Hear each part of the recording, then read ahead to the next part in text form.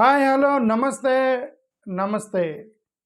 FCRA bill పెడుతున్నారని కేంద్రంలో పాపం ఈ క్రిస్టియన్ సంస్థలు, క్రైస్తవ సంఘాలు, చర్చులు, ఆహ్, క్రిస్టియన్ పెద్ద పెద్ద సంఘాలు, చర్చిలలో ఉన్నారనమాట. వాళ్ళు ఆర్ఫనేజ్‌లు అవి ఇవి రన్ చేసుకొని ఎఫ్‌సిఆర్‌ఏ అకౌంట్‌లో నుంచి డబ్బులు, ఫారెన్ నుంచి డబ్బులు తెచ్చుకొని కోట్ల రూపాయలు సంపాదించేసి ఓకే.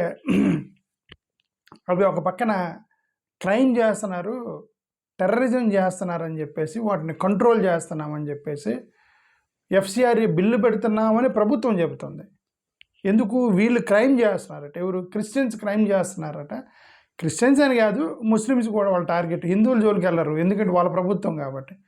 క్రిస్టియన్ ముస్లింల యొక్క ఎన్‌జీఓలే క్రైమ్ చేస్తున్నారు, టెర్రరిస్టులుగా తయారవుతున్నారు, నక్సలైట్లకు సపోర్ట్ చేస్తున్నారు, రకరకాల పేర్లు చెప్పి. మనం రెస్టారెంట్కి వెళ్తే రెస్టారెంట్లో మెనూ ఉంటాయి కదా, అర్థం కాని పేర్లన్నీ. అలాంటి అర్థం కాని పేర్లన్నీ చెప్పి, రీజన్స్ అని చెప్పి, కారణాలన్నీ చెప్పేసి వీళ్ళు ఒక ఎఫ్‌సిఆర్‌ఏ బిల్లు తెస్తున్నారు. ఈ ఎఫ్‌సిఆర్‌ఏ బిల్లులో ఇది తప్పు, ఇది అన్యాయం జరుగుతుంది, దీనివల్ల మీరు అన్యాయం చేయబోతున్నారు, మా సంస్థలు మీ ఆధీనంలోకి తీసుకుంటారు, మా సంస్థలు మీరు ఎలా తీసుకుంటారు అని క్రిస్టియన్ సంస్థలు గొడవ చేస్తున్నాయి. ఈ ట్రాన్సాక్షన్లోకి అమెరికా నుంచి ఒక ఎంపీ ఎంటర్ అయ్యాడు. అతని పేరు చూద్దాం, అతనేమన్నాడు చూద్దాం. అతని పేరు రీలీ మూర్. ఈ రీలీ మూర్ అనే ఆయన Republican member of US house of representative. West వర్జీనియాకి సంబంధించిన రీలీ మూర్ ఈయన. ఓకే. ఇప్పుడు ప్రస్తుతానికి రిపబ్లికన్ అంటే ట్రంప్ పార్టీకి సంబంధించిన వ్యక్తి. యుఎస్ ప్రెసిడెంట్ డొనాల్డ్ ట్రంప్కి చాలా క్లోజ్ వ్యక్తి. ఇతను కాంగ్రెస్ అంటే, అక్కడ వాళ్ళని కాంగ్రెస్ అంటారు. అంటే కాంగ్రెస్ అంటే అమెరికాలో ఒక వాళ్ళ assembly kind of thing. Okay. Virginia state ట్రెజరర్గా ఉన్నాడు ఇతను. ఓకే. ఇప్పుడు ఈయన ఏమన్నాడంటే ఎఫ్‌సిఆర్‌ఏ బిల్లు గురించి ఈయన ఒక స్టేట్మెంట్ పోస్ట్ చేశాడు. ఈయన ఏమన్నాడంటే,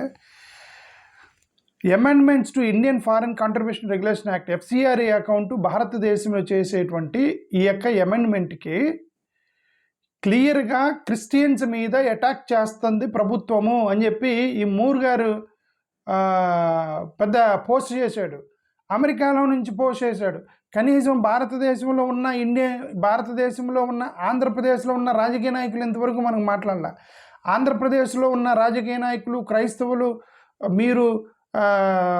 మీరు నాయకులుగా భావించేటువంటి చాలామంది మీ ఎంపీలు, ఎమ్మెల్యేలు, లోకల్ కార్యకర్తలు, పంచాయతీ కార్యకర్తలు, వీళ్ళందరికీ చాలామందికి లోపల ఉందర్రీ వీళ్ళు ఎఫ్‌సిఆర్‌ఏ పెడుతున్నారు, ఎఫ్‌సిఆర్‌ఏ పెట్టి మనకి అన్యాయం చేస్తున్నారని అనుకుంటున్నారు, కానీ బయట అనేవాళ్ళు లేరు.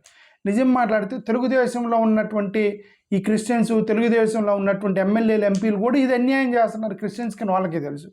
వాళ్ళు లోపల అనుకుంటున్నారు. మొన్న ఆకువిడి విషయంలో కూడా తెలుగుదేశం ఎమ్మెల్యేలు, ఎంపీలు మదన పడిపోయారు వాళ్ళు. ఓకే. సో నేనేమంటానంటే, ఈ ఎఫ్‌సిఆర్‌ఏకి సంబంధించి తప్పని అందరూ తెలిసిన బయటకు వచ్చి ఎవరు మాట, కనీసం అమెరికా నుంచి ఒక అతను మాట్లాడాడు.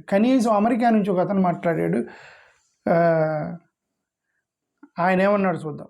అదే ఇప్పుడు ఏమన్నాడు ఆయన, ఇది క్రిస్టియన్స్ మీద మీరు అటాక్ చేస్తున్నారని.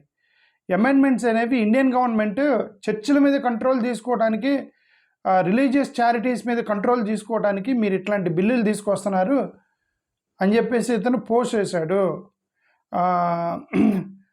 ఇండియా యుఎస్ రిలేషన్స్కి సంబంధించి దెబ్బతింటాయి జాగ్రత్త అని వార్నింగ్ ఇచ్చాడు అతను. అంటే ఇండియా యుఎస్ రిలేషన్స్ దెబ్బతింటాయి జాగ్రత్త అని చెప్పి వార్నింగ్ ఇచ్చాడు ఈ ఎఫ్‌సిఆర్‌ఏకి సంబంధించి. Okay. Why did an American Congress, ఇతని పేరంటే అది ఇతను ఎందుకు మాట్లాడాడు అంటే, ఇప్పుడు ఇతను ఎందుకు మాట్లాడాడంటే, అంటే నేను ఒక ఆర్టికల్ చూసి చదువుతూ చెప్తున్నా. ఇది దేంట్లో వచ్చిన ఆర్టికల్, ఇండియా టుడేలోనే ఎక్కడ రాశారు. రిలీజియస్ ఫ్రీడమ్, ప్రపంచవ్యాప్తంగా మత స్వేచ్ఛ కోసం అనేది వాళ్ళకు ఒక బిల్లు ఉందన్నమాట. అమెరికాలో వాళ్ళకి ఒక ఫారెన్ పాలసీ ఉంది. ప్రపంచ దేశాల్లో ఎక్కడైనా సరే మత స్వేచ్ఛ దెబ్బతింటే మేము రెస్పాండ్ అవుతాము. వెంటనే మనోళ్ళు అంటారు, నీకెందుకు స్వామి, మేము బిల్లు పెట్టుకుంటే నువ్వేవాడు అమెరికా వాడివి, మా భారతదేశం మేము చూసుకుంటాం కదా. వెంటనే మళ్ళీ సోషల్ మీడియాలో తగులుతారు కదా. తగిలారనమాట. తగిలితే అతను ప్రపంచంలో ఎక్కడైనా సరే మత స్వేచ్ఛ కోల్పోతే మేము మాట్లాడతామని అతను ఒక కైండ్ ఆఫ్ స్టేట్మెంట్ ఇచ్చాడు.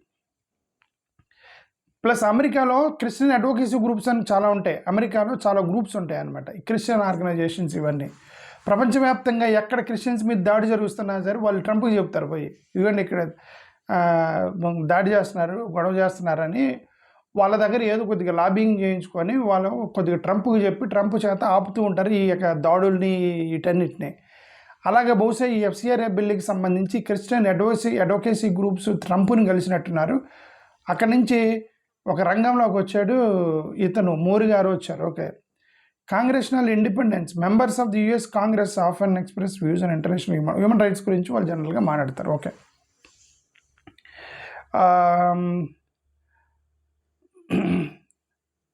దాని మీద ఇండియా రెస్పాన్స్ ఏంటి అని అంటే, ఇండియా గవర్నమెంట్ ఏం చెప్తుందంటే ఎఫ్సిఆర్ఏ అనేది ఇది ట్రాన్స్పరెన్సీ కోసం పెట్టాము, క్రిస్టియన్స్ మీద దాడి కాదు అన్నారు. ఓవర్సీస్ డొనేషన్స్ మిస్యూజ్ చేస్తున్నారు, అందుకని మేము కంట్రోల్ చేస్తున్నాము, మీకు తెలియదు మీరు అక్కడి నుంచి డబ్బులు పంపిస్తున్నారు, వీళ్ళు స్కామ్ చేస్తున్నారు ఇక్కడ అని గవర్నమెంట్ ఆర్గ్యూ చేస్తుంది. నేషనల్ సెక్యూరిటీ అండ్ సావరెనిటీ చాలా ఇంపార్టెంట్, ఎక్కడెక్కడో డబ్బులు వచ్చేస్తున్నాయి, అది మీరు ఫారెన్ ఫండ్ని కొంతమంది చారిటీస్ అని చెప్తున్నారు, అక్కడని చెప్తున్నారు, ఇక్కడని చెప్తున్నారు, దాంట్లో టెర్రరిస్టులకి నక్సలైట్లకు డబ్బులు వస్తున్నాయి, మరి మా సెక్యూరిటీ మేము చూసుకోవాలి అనేది ప్రభుత్వం యొక్క ఆర్గ్యుమెంట్ చేస్తుంది.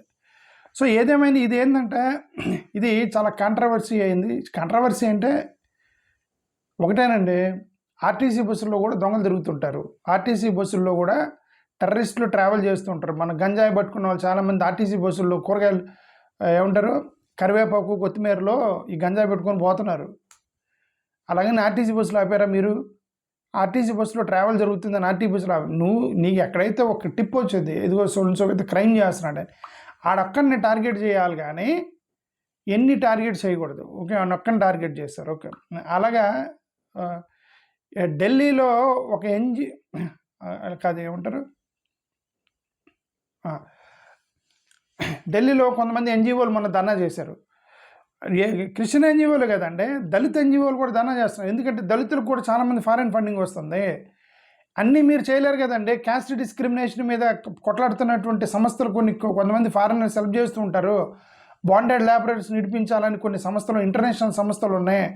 మాన్యువల్ స్కావెంజింగ్ చేయించకూడదు, ఎడ్యుకేషను, లీగల్ ఎయిడ్, వీటన్నిటికి కూడా మేము సేవ చేస్తున్నామని చెప్పి ఫారినర్స్కి పెట్టి ఫారినర్స్ దగ్గర నుంచి డబ్బులు తెచ్చుకునేటువంటి ఎన్జిఓలు చాలా ఉన్నాయి. ఈ ఎవరు దళిత ఆర్గనైజేషన్స్ ఎన్జిఓలు ఉన్నాయి. ఇవన్నీ కూడా ఏంటంటే కొంతమంది లీగల్ సపోర్ట్ ఇచ్చే సంస్థలు ఉన్నాయి. అక్కడెక్కడో ఫారెన్లో వాళ్ళు డబ్బులు ఇస్తూ ఉంటారు, ఇక్కడ లీగల్ సపోర్ట్ ఇస్తాయి. ఎడ్యుకేషను, స్కాలర్షిప్లు వస్తూ ఉంటాయి విదేశాల నుంచే. కొంత మార్జినల్ సొసైటీకి, హాస్టల్స్కి, కోచింగ్ సెంటర్లకి, వాటికి వీటికి. ప్లస్ మనోళ్ళు కొంతమంది అక్కడికి వెళ్ళి అక్కడ సంస్థలు పెట్టి ఇక్కడ ఫండింగ్ చేస్తున్నారు. ఇండిపెండెంట్ కొన్ని ఇండిపెండెంట్ యాక్టివిస్టులు వాళ్ళందరూ కూడా అక్కడ ఫండ్ రైజ్ చేసి ఇక్కడ పేదలకు డబ్బులు పంపిస్తాం. మరి ఇవన్నీ కూడా దెబ్బపడిపోతాయి కదా.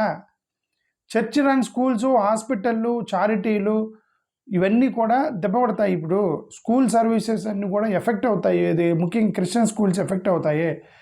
రిలీజియస్ ఫ్రీడమ్ కన్సర్న్ అవుతుంది. దాని మీద ప్రతి ఒక్కరు వచ్చేసి దాడి చేస్తూ ఉంటారు. ఈ పొలిటికల్గా ఇవన్నీ కూడా ఇంపాక్ట్ అవుతూ ఉంటాయి. సరే, ఎనివే నేనేమంటానంటే ఈయన మూర్ గారు కనీసం అమెరికా నుంచి ఒక ఆయన రెస్పాండ్ అయ్యాడు. కనీసం మన ఆంధ్రప్రదేశ్లో నుంచి మేము మాట్లాడతాం, మేము అపోజిషన్, అంబేద్కర్ జనతా పార్టీ మా ఏకైక opposition party Ambedkar Janata party మేము మాట్లాడుతున్నాం. మీరందరూ కూడా ఎన్డీఏ ప్రో బ్యాచ్ కదా మీరంతా. థ్యాంక్ యూ, నమస్కారం.